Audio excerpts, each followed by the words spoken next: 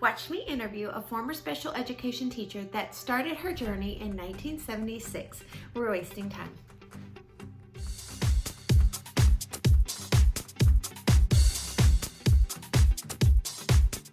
Hello everyone, welcome to my channel or welcome back to my channel. I'm Allie Mack and I am a teacher and I'm here to help you have the best school year ever. While you all are here, don't forget to click the subscribe button and ring that notification bell so you won't miss any other content from me. So in today's video, I will be interviewing Martha Ainsworth. She is a former teacher and the author of The Teacher's Survival Handbook. Now this book can be purchased on Amazon. I will leave the link in the description below. She is also my mom. If this sounds interesting to you, please keep watching. So, Miss Ainsworth, glad to have you.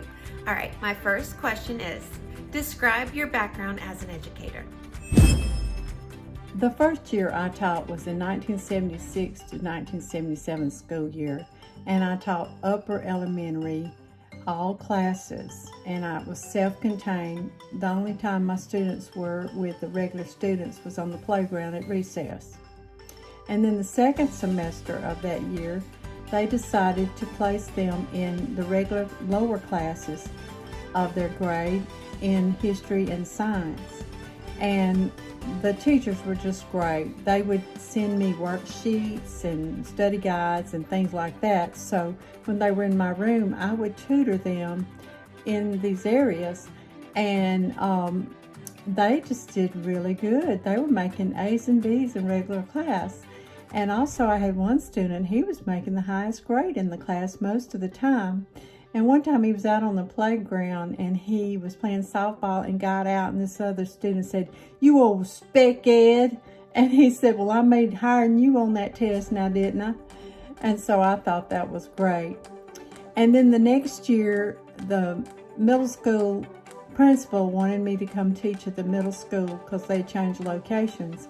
And they were starting a new class. It was federally funded, and we were a guinea pig class. And he said that, well, they were telling us that if we did well, then they would fund the whole county. And so we did a lot of testing that year and so forth, and we were, it was 6th, 7th, and 8th grade students. And another teacher was in this with me, and this is my second year out of college, so we were pretty young, and it was her first year out. She hadn't had any experience. And so she wanted to do the academics because that was her degree, and I wanted to do the vocational and arts and crafts because that was more my background. And so that's how we set it up, and it was a success. We made the local paper and all that kind of thing. And also, during that time, I was the first one to write an IPCP in Smith County. They had sent me to a workshop and gave me a form, and they said, "We suggest you use this or something like it, but you don't have to use this form." And so I pretty much, just used that form because back then we didn't have the resources you have now with a computer and internet and all that. And so I went by that form. I dropped out for 9 years of teaching and went back and started teaching in that same county, Smith County, and I taught 7th through 12th grade reading special education. I taught that 9 weeks. Then they asked me if I would please set up the homebound program and be their first homebound teacher in Smith County. And so that's what I did. That was a neat experience, where I would go to the homes and teach the students. And that I did that for about 3 years, I believe. And then also, while I was at the school, I realized that they had the same format that we had set up 9 years ago for the special ed program that was federally funded. Now, of course, they had elaborated on it, and that's great because that had been 9 years ago. So it was tickled me that we did something right back 9 years ago. Then we moved again, and I taught at a country school called Proudest Elementary out from Hattiesburg, and I taught lower elementary there. Back then they called it people with learning disabilities, but now they have a different name for it. Anyway, and so I taught that. Then we moved to Plano, Texas, and I taught 9th through 10th grade math, and I was an inclusion teacher, which was special ed, but the regular teacher and I taught inclusion together in math. And I did that for 3 years. The last year they started a program for behavioral program, and they asked me to be that teacher. Now they'd already set that one up. And my students I was their last chance before they went to alternative school, and so that's what I did. And also I monitored the students that had emotional disorders. And so I have taught all levels of special education, multiple handicap, which now you call it multiple disabled, I guess, disabilities, but anyway, and just, all levels, and except for gifted. That's the only thing I haven't taught under the special ed umbrella is gifted. After I finished teaching in public school, then I went on and did a lot of volunteer work teaching adults to read and things. But anyway, that's my background as far as education. Seems like you had a lot of variety in your career as a special education teacher. What was it like to be a special education teacher during this time? As a special ed teacher, we were required to do whatever the regular teachers did. We had, duties just like the regular teacher, like lunchroom duty or bus duty or whatever. Just like we had to take our turn, just like the other teachers. And we pretty much had basically the same paperwork when I first began working. Like my first teaching job, that's basically what I had, was mainly what the regular teachers have. We were required to attend all the meetings and everything, just like the regular teachers. After my first year teaching, they required an IEP. It was more specific. We would write an objective, and then underneath it, we would write like steps that we wanted them to meet to accomplish that objective. And then of course we had to have the proficiency level and also the timeline.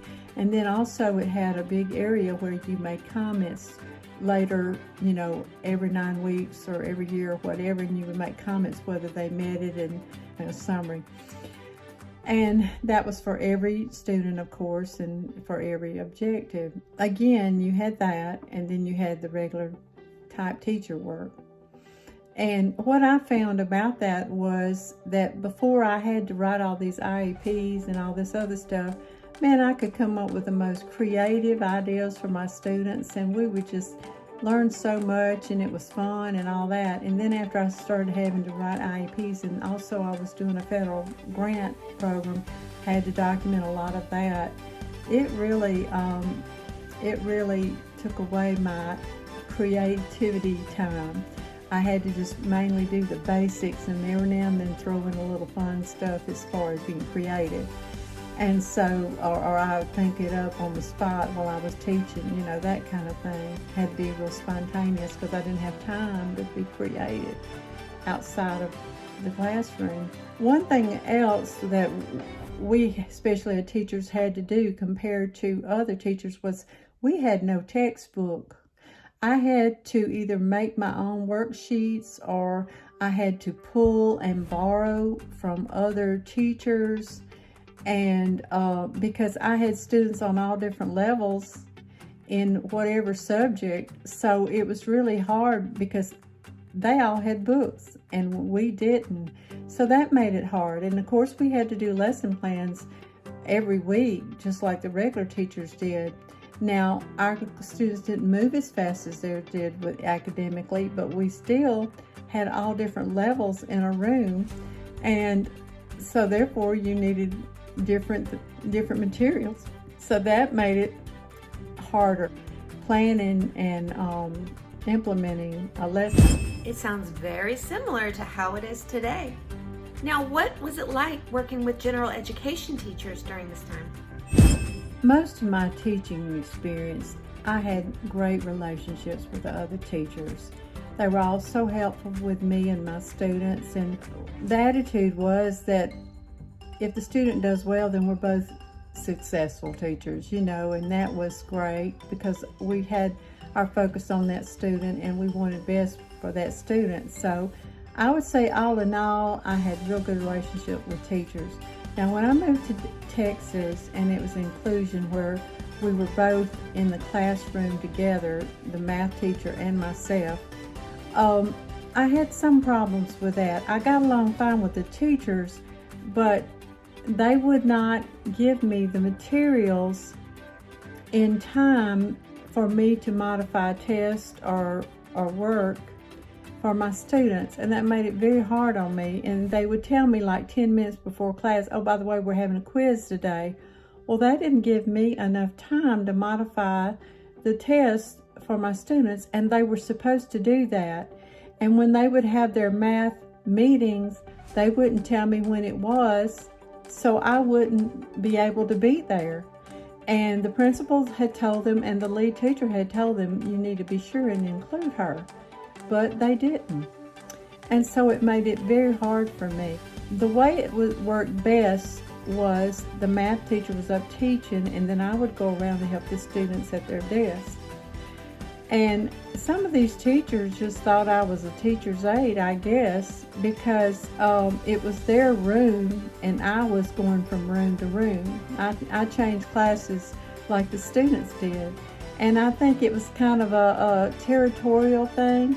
And when I would be up trying to teach, they would interrupt me and talk loud and to help a student. And it just didn't work out well, because when they were up at the front, you know, when I was helping a student, I would lean down and I would whisper so no one could hear me but that student. But when they would be doing it, they would be talking just as loud as me, and I'm up front teaching.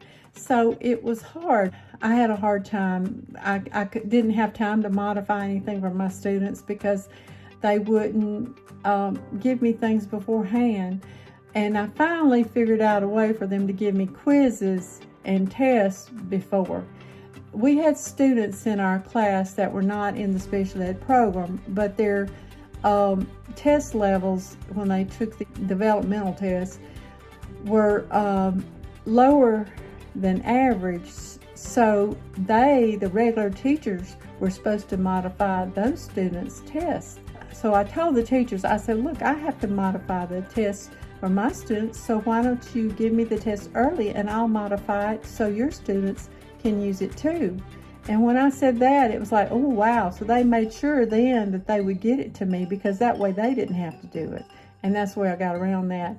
But I hated it, and they just thought I was a teacher's aide. And then it worked out where they had me go do that program I was telling you about, the behavioral program, and I wasn't helping in that math department anymore. The principals were having such a hard time with those same teachers I had been doing inclusion with for 3 years with behavioral problems. I mean, one teacher had been teaching for 40 years that I had taught with, and she started crying one day. She said, I had never cried, and I've been teaching for over 40 years.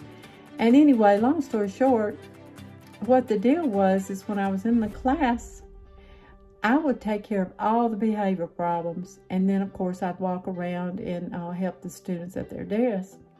And to me, that's the perfect way, because the math teacher has the degree in math and she knows that subject better than I did.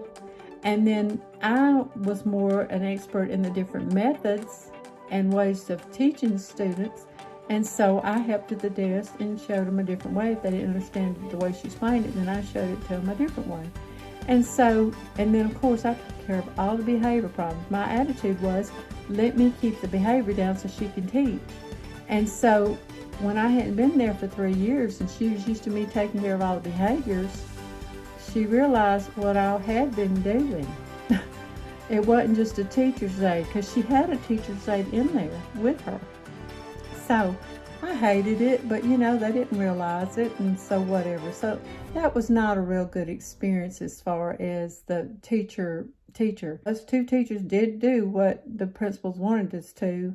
It's just it wasn't the best situation for me as a special ed teacher. That just goes to show all of us general education teachers, we need to cherish our special education teachers. Not treat them like an assistant in our room. We need to treat them like the highly qualified educators that they are. Tell me, Miss Ainsworth, what is your proudest moment as a teacher? It's hard to say what my proudest moment as a teacher was, but I can think of two instances that make me smile when I think about them. One was I had this young man that was 16. We were learning how to do macrame that day, and I had some macrame hanging in baskets, in the room. And when he came in, he saw it, and he knew that he was supposed to make one of those. He looked at me, he said, "I can't make that. I can't make that." I said, "Why don't you try? And then if you just don't feel like you can do it, then we'll find something else for you to do." He said, "Okay." So I showed him how to do it, and he actually made a basket, and he did a wonderful job. It wasn't perfect, but it was really good, and I would have hung it up in my house. And he was so excited, and I said, "Look at you, this is so pretty, and you said you couldn't do this." And he was laughing inside. You could just tell he was so proud of himself. And I just wanted to cry. I mean, it just touched my soul that he was so proud of himself that he could do something like that. And he had this favorite teacher, and he said, "Can I go show?" And I said, "Well, sure." So he went down there and he showed this teacher, and then he came back. He said, "He wants me to make him one, and he's going to pay me for it." And I thought, that's great. And he ended up making him one later on. But that moment when he was so proud of himself, I mean, you could just tell he was laughing inside. He was just so proud. That was special. And then another time, I had a student, their home, they just didn't have any food. And the only food they got were the breakfast at school and the lunch. And that's all the food they got to eat. They just didn't have food at home. And it was Christmas time, and all the students were around my desk, and they had brought me gifts. And I was sitting there, opening them up, and he was in the corner of my eye. I could see him walking away. He had a bruised apple, and I'd see him walking away and coming back. And then he'd walk away, and he'd come back with that apple. And finally, he put that apple on my desk, and he said, "This is your Christmas present from me." And I looked down at it, like I said, it was a bruised apple. I looked down and I said, "Oh my goodness, that looks delicious." I said, "I love apples." And I said, "Thank you so much." And you could tell it pleased him that I wanted his apple. And so I finished opening the presents and everything up. Well, later that day, it was recess, and I saw him sitting out on some steps. And I thought to myself, I don't want to offend him and think I don't want his apple, but I don't have the heart to keep this apple because I know they don't have food at home. So I went over to him and I said to him, "This apple looks so good." And I said, "And I ate so much lunch, I just can't eat it, and I don't want it to go bad." I said, "Are you hungry?" He says, "Yeah." I said, "Well, do you want to eat the apple?" He said, "Yeah." So he didn't get his feelings hurt, and I didn't want to hurt his feelings, so he got to eat his apple. But I have told more people that the very best Christmas present I ever received in my life was a bruised apple. Ooh, I got chills. I love stories that give me chills. Don't know why, but I do. It's still sweet that he was going to give you his last apple. You must have really made a positive impression on him. To be honest, I don't really remember what it's like to get Christmas presents. I have not gotten a Christmas present really since I became a middle school teacher. Although my first year at middle school, I did get one Christmas present. It was an oven mitt, and it had mix to make sugar cookies. I still remember the child that gave it to me. He was the smartest in his class. Hi, Dean, how are you? Okay, back to the questions. Describe your most challenging moment as a teacher. When I was teaching in Plano, Texas, that last year that I taught there, they placed me in the behavior program, and this was a new program they had developed over the summer, and they asked me to be the teacher of it, so I wasn't a part of the planning. Anyway, I could have up to 7 students, and these are the students that were difficult students. In other words, I was their last chance before they went to alternative school. And it was a very strict program. And they had to earn points to turn, their desk would be like facing the wall, and then they'd earn so many points and they could face it towards me and so forth and so on, that kind of thing. And I didn't teach a class. I helped each one of them one-on-one. And we had our own bathroom in the room. I had our own quiet time room. I had an office with a glass that I could look, well, unbreakable glass that I could look through and talk on my phone if I needed to. And then, of course, I had my desk out there where the students were.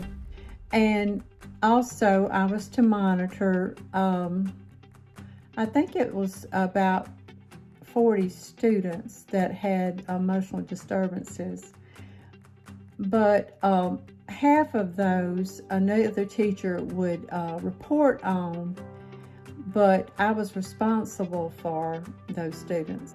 This was a very challenging time. On paper, it looked like it would work, but when you got actually in it, it was the hardest job I have ever had in teaching. 7 students doesn't sound like much, but that meant that all their subjects had to be sent to me, and I had to make sure that they completed their work and took their test and so forth. Well, now think about it. We were a very large school for 9th and 10th grade. We had at least 100 teachers in that school.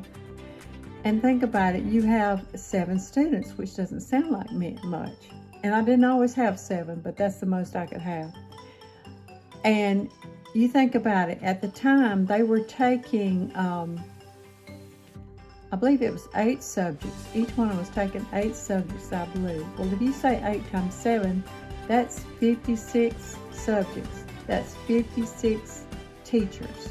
That means I have to keep up with that many people sending me stuff and making sure they send it to me on time and so forth and so on. Plus, I have to keep tabs on them and allow them to, as they made so many points, to start going into some of these classes.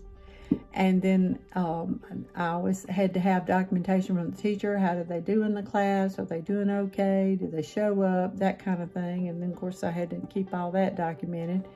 And then, of course, I had their IEPs to see about.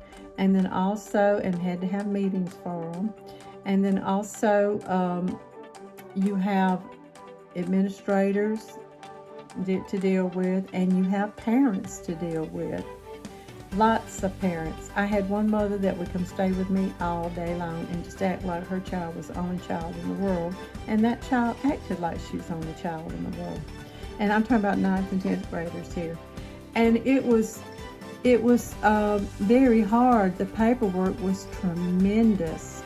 And I remember I would keep 3 stacks of paper on my desk. One were the things I had to do right that as soon as possible.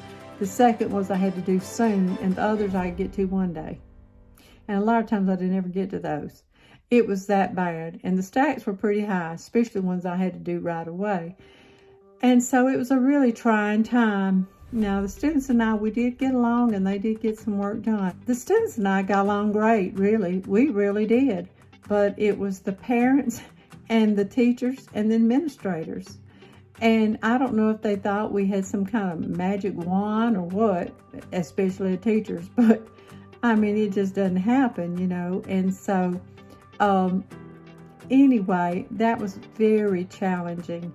And it got to where I would have to take a sick day, and I would be lying in my bed calling people on the phone and leaving messages while I was supposed to be sick. And I'd be doing that most of the day. I didn't feel like I could be sick. Now that's ridiculous. And I remember it was just too much. And I was standing up by one of my students one day. And remember, they're very strict. They had to be facing the wall, and they all were. And I was talking to one of my students, and he was trying to be difficult that day. And I said, "Would you please sit down for the 3rd time?" You know. And this other student who knew he didn't need to be out of his seat stood up and put his arm around my shoulder, and he said, "Ms. McLendon," he said, "it's going to be all right."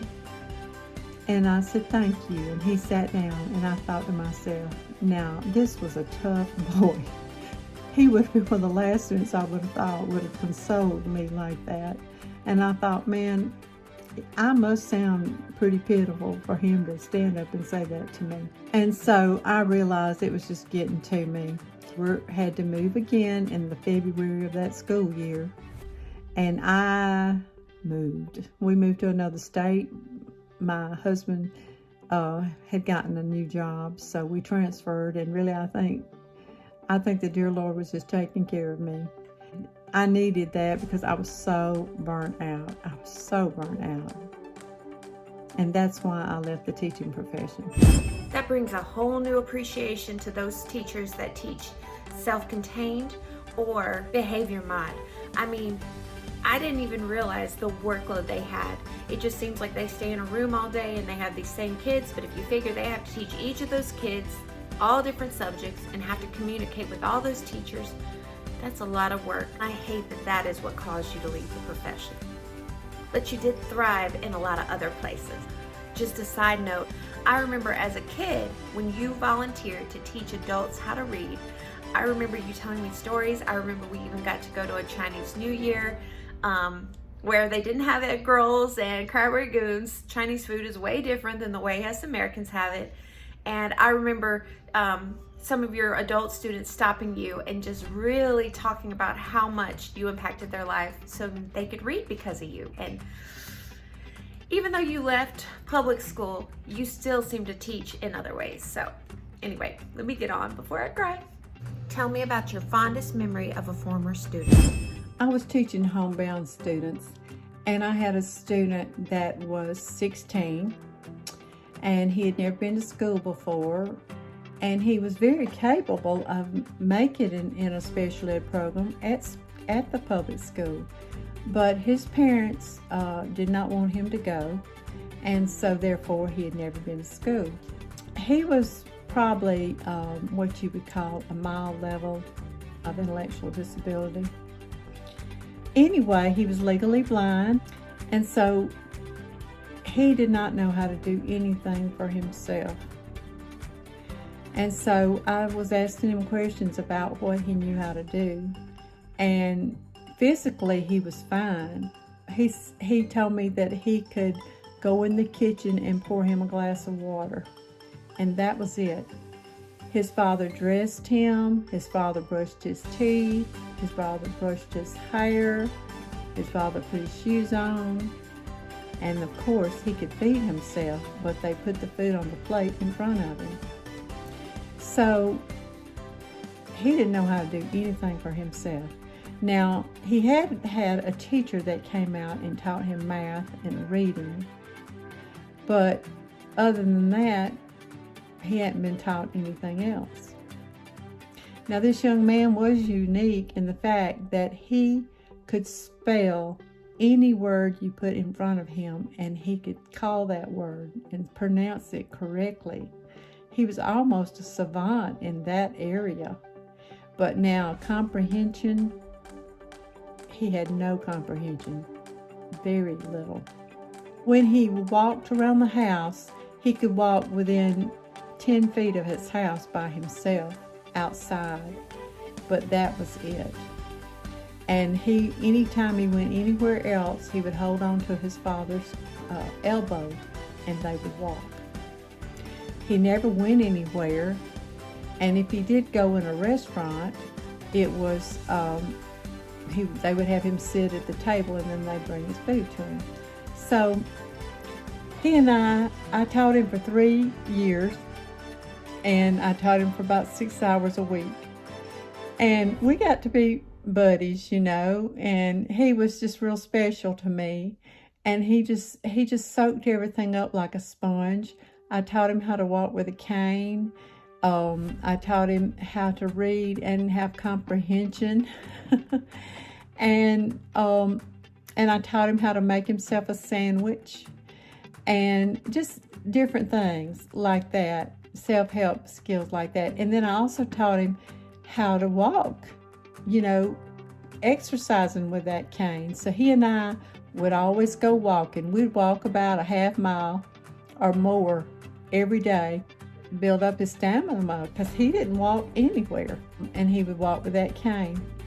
After about 3 years, his parents, or his father, his mother was deceased, his father trusted me, and so I got to take him to a town close by because I lived out in the country, and let him go to the post office and mail a package I had, and we went to Walmart, and I let him buy something at Walmart, and we went and ate in a restaurant, and he had to order for me and him and pay him. And we went to the post office, like I said, and he had to do all that. And so it was really a very rewarding time. And I have fond memories of that young man. And so that was a good student. That is amazing that you were able to do that. I mean, you changed that child's life, and that's what we're here for, right? What type of work were you able to do after leaving the teaching profession? As far as positions I've had that had required an education background, I have taught and trained people to be tutors to teach adults to read in organizations and facilities such as Department of Corrections, the libraries, private organizations, Department of Education, those kinds of things. I was a support coordinator for the Department of Mental Health, and my special ed background helped me a lot there. And also I was quality assurance coordinator for the Department of Mental Health, and I would go to these homes where adults that had intellectual disabilities lived, and I was to make sure the facility was what it needed to be, all regulations were met, and all educational requirements were met, that kind of thing. But now I did own a business that was a photography advertising business, and the people skills that I learned from teaching school and getting along with teachers and principals and parents and children helped me tremendously with my business. And so if you have a talent in an area and want to pursue that's not, say, an education background, well, your people skills will be a great help. And so that's what I will encourage you, to do if you decide you want to leave the teaching field. It seems like there's an assortment of options out there for those of us who don't want to do this anymore. Do you have any advice for current teachers, Miss Ainsworth? Well, I would suggest to not be entertainment for your students. You have students that all they care about is being entertained. And if they don't pick on another student, then they're going to pick on you. And teachers are great entertainment for that type of student. So no matter what they do or say, just don't take it personally. Even if they're irritating you, just be a great actor or actress, and just don't show any kind of irritation at all, because they're wanting entertainment. And I mean, a teacher's entertainment is up there with these video games and ice cream. I mean, really. And then the other thing is never raise your voice. Never raise your voice to your students. Now, you can talk in a stern manner, but don't raise your voice. And when I say a stern manner, it would be like after you've nicely said sit down and they haven't, and you've asked them again and they haven't, then you say sit down instead of sit down, in a stern voice. Be consistent. If you say so-and-so, if you do this, then this is going to happen, then this has to happen every time. Be fair. Be fair to your students. Don't show favoritism. Also, very importantly, to help prevent burnout, is strive to not take work home. I strive for that every year.